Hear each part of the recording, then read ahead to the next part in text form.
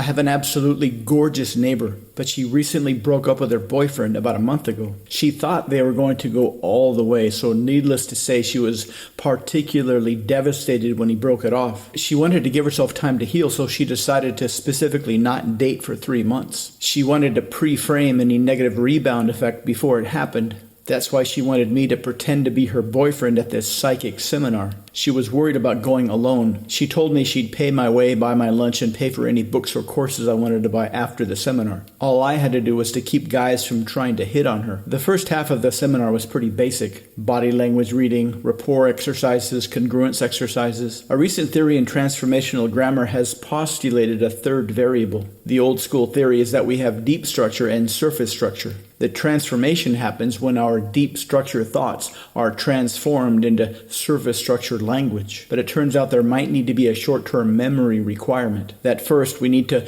listen to the surface structured language of somebody else. But then those create deep structure thoughts in our own brain. Then we transform those deep structure thoughts into our own surface structured language. The short-term memory of our interpretation of their surface structured language is a key ingredient when we then take our deep structure thoughts and transform those back into our own surface structure language. There is a company that has been working on a device to disrupt this process. First, it listens to the surface structure back and forth. Then it calibrates an individual's deep structured linguistic configuration. Once it has this deep structure calibrated, it can then disrupt this with surface structured language that is both unexpected and of the opposite energy polarity. To the user, this sounds like gibberish, but if it's correctly calibrated, it will completely disrupt the deep structure transformation. If it is not only correctly calibrated, but also of a sufficient signal strength, it will essentially send this deep structure into an infinite loop so it never reaches the surface. From an experiential standpoint, you would be in a conversation on your device. Then a sudden burst of linguistic gibberish would create sudden and permanent amnesia. You would forget everything. You would forget your name. You would forget what these sounds mean. You would forget where the boundaries are between thoughts and sound, or between sounds and words, or between words and ideas. Your brain would essentially be unable to parse the energy continuously flowing through it. Obviously, such a device could be used on enemies or competitors. For example, if you could sneak such a device into the meeting of your enemies, you could essentially destroy them. After lunch, she taught us this very powerful technique. We sat around in a circle, about 6 of us. One would pick a card at random and focus on it. The rest of us would think of 7 specific objects in sequence. So long as you can hold these 7 objects in mind, you will open a channel into the mind of your target. You won't be able to transmit information, but you'll be able to read what they are thinking.